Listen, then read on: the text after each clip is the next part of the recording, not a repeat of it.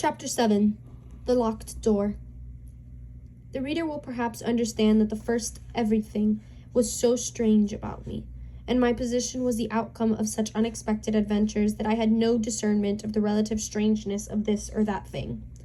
I followed the llama up the beach and was overtaken by Montgomery, who asked me not to enter the stone enclosure. I noticed then that the puma in its cage and the pile of packages had been placed outside the entrance to this quadrangle. I turned and saw that the launch had now been unloaded, run out again, and was being beached, and the white-haired man was walking towards us. He addressed Montgomery. "And now comes the problem of this uninvited guest. What are we to do with him?" "He knows something of science," said Montgomery. I'm itching to get working again with this new stuff," said the white-haired man, nodding towards the enclosure. His eyes grew bigger. "I dare say you are," said Montgomery in anything but a cordial tone. "We can't send him over there, and we can't spare the time to build him a new shanty, and we certainly can't take him into our confidence just yet." "I'm in your hands," said I. I had no idea of what he meant by over there. "I've been thinking of the same things," Montgomery answered. "There's my room with the outer door." "That's it," said the elderly man promptly, looking at Montgomery, and all of the three of us went towards the enclosure. "I'm sorry to make a mystery, Mr. Prendick, but you'll remember you were uninvited. Our little establishment here contains a secret or so. Is a kind of Bluebeard's chamber, in fact. Nothing very dreadful, really, to the sane man. But just now, as we do not know you—" "Decidedly," said I.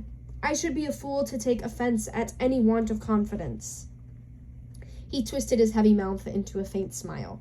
He was one of those saturnine people who smile with the corners of the mouth down, and bowed in acknowledgment of my complaisance. The main entrance to the enclosure was passed. It was a heavy wooden gate, framed in iron and locked, with the cargo of the launch piled outside of it, and at the corner we came to a small doorway I had not previously observed. The white-haired man produced a bundle of keys from the pocket of his greasy blue jacket, opened the door, and entered. His keys and the elaborate locking up of the place, even while it was still under his eyes, struck me as peculiar. I followed him and found myself in a small apartment, plainly but not uncomfortably furnished, and with his inner door, which was slightly ajar, opening into a paved courtyard. This inner door Montgomery at once closed. A hammock was slung across the darker corner of the room, and a small unglazed window defended by an iron bar looking outwards. The sea. This, the white-haired man told me, was to be my apartment, and the inner door, which, for fear of accidents, he said, he would lock on the other side, was my limit inward. He called my attention to a convenient deck chair before the window and to an array of old books. Chiefly I found surgical works and editions of the Latin and Greek classics, languages I cannot read with any comfort, on a shelf near the hammock. He left the room by the outer door, as if to avoid opening the inner one again. "We usually have our meals in here," said Montgomery, and then, as if in doubt, went out after the other. "Moreau!" I heard him call. And for the moment I did not think I noticed. Then, as I handled the books on the shelf, it came up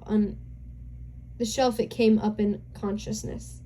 Where had I heard the name of Moreau before? I sat down before the window and took out the biscuits that still remained to me and ate with an excellent appetite. Moreau! Through the window I saw one of the unaccountable men in white, lugging a packing case along the beach.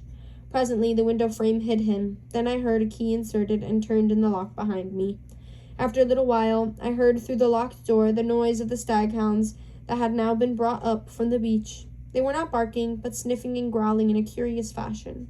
I could hear the rapid patter of their feet, and Montgomery's voice soothing them. I was very much impressed by the elaborate secrecy of these two men regarding the contents of this place, and for some time I was thinking that, and of the familiarity of the name of Moreau, but so odd is the human memory that I could not recall that well-known name in its proper connection. From that my thoughts went to the indefinable queerness of the deformed man on the beach.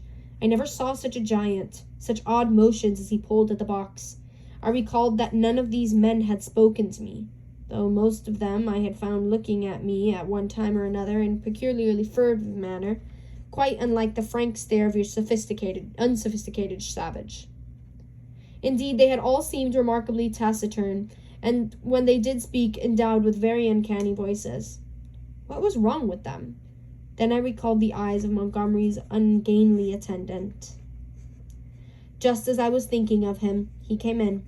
He was now dressed in white and carried a little tray with some coffee and boiled vegetables thereon. I could hardly repress a shuddering recoil as he came, bending amiably, and placed the tray before me on its table. Then astonishment paralyzed me. Under his stringy black locks I saw his ear. It jumped upon me suddenly close to my face.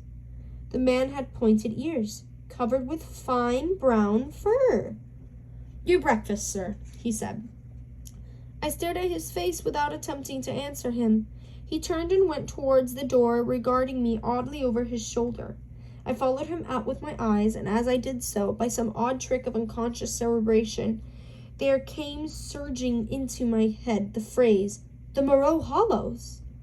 Was it? The Moreau... It set my memory back 10 years. The Moreau horrors! The phrase drifted loose in my mind for a moment, and then I saw it in red lettering on a little buff-colored pamphlet to read, which made one shiver and creep. Then I remembered distinctly all about it.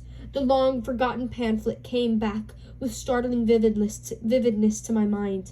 I had been a mere lad then, and Moreau was, I suppose, about 50, a prominent and masterful physiologist, well known in the scientific articles for his extraordinary imagination and his brutal directness in discussion. Was this the same Moreau?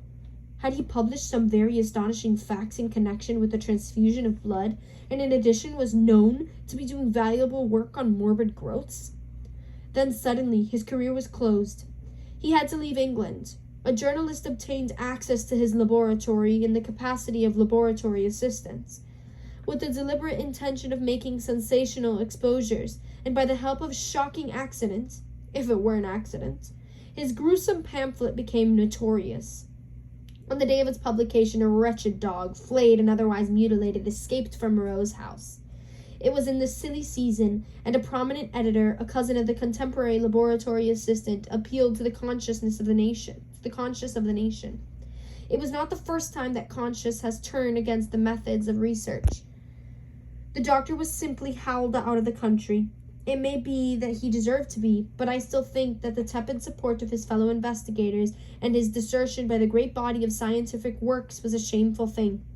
Yet some of his experiments, by the journalist's account, were wantonly cruel.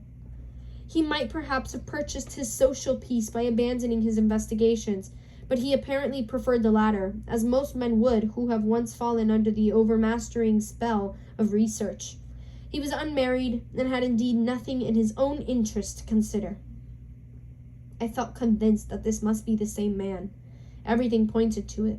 It dawned upon me to what end the puma and the other animals, which now had been brought with other luggage to the enclosure behind the house, were destined.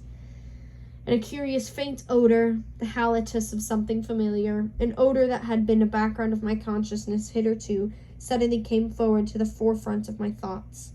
It was the antiseptic odor of the dissecting room. I heard the puma growling through the wall, and one of the dogs yelped as though it had been struck. Yet surely, and especially to another scientific man, there was nothing so horrible in vivisection as to account for the secrecy. And by some odd leap in my thoughts, the pointed ears of the luminous eyes of Montgomery's attendants came back again before me with the sharpest definition. I stared before me out at the green sea, frothing under a freshening breeze, and let these and other strange memories of the last few days chase one another through my mind. What could it all mean? A locked enclosure on a lonely island, a notorious vivisector, and the crippled and distorted men.